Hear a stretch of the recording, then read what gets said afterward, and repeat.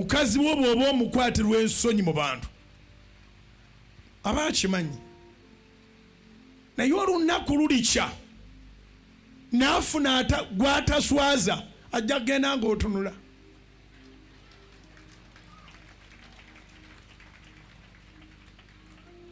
Vice versa.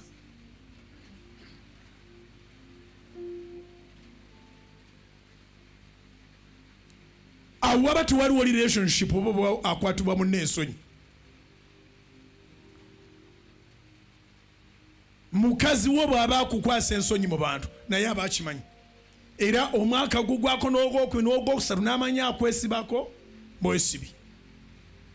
Olunaku lwalifuna atakwatibwa nsonyi abagamba this is my wife. Waliwo ayingirawo n'olwokubanga omukwatirwa ensonyi omubeera wala, wasobola okuba wayingirawo n'akubira maama w'essimu n'amugamba nfunye omukazi, n'akubira baganda be ne bannyina bona n'abagamba nfunye omukazi, n'akubira mikwano gye.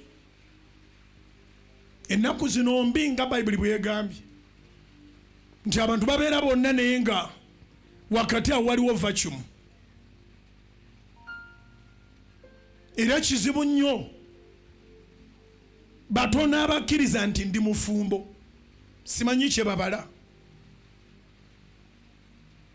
Naye ne bw'omugamba nti nandikwagadde n'olabikanga omufumbo naga nti ani?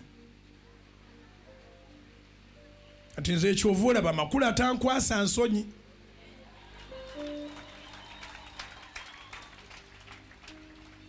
Kati ne bw'ojja gyendi ng'oyagala kunkwana nga weeyogeza ng'ogamba nkimanyi oli mufumbo era amakulu omwagala nnyo, naye nange weeni nkubuuza nti ogenda ddi ebutabika? Weerabidde empeke?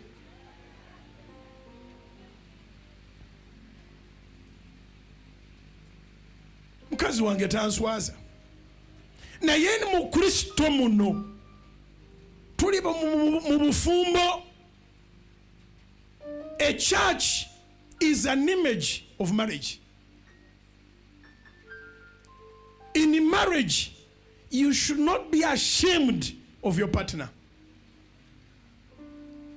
Kati Yesu tulowooza tulina obujja naye Yesu wa bujja. Era ayogera bulungi nti alinkwatibwa ensonyi mu maaso g'abantu. Abantu boogereyo ebigambo bibiri ne weerabira bbaawo bye yagamba. Ffe tunyweredde ku kigambo kya Katonda si ku social media. Kubira Mukama engalo ez'amaanyi oba amagezi gaze. Ngambye eki? Ffe tunyweredde ku kigambo kya Katonda si ku social media.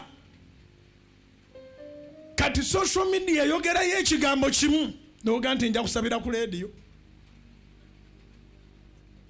Social media yogerayo ekigambo kimu n'oga nti si ye musumba wange. Naye mwebale baana mmwe mundeke mbayite baana n'abansinga emyaka n'abali mu 9. Mwebale baana ba Mukama obutamukwatirwa nsonyi. Zikubire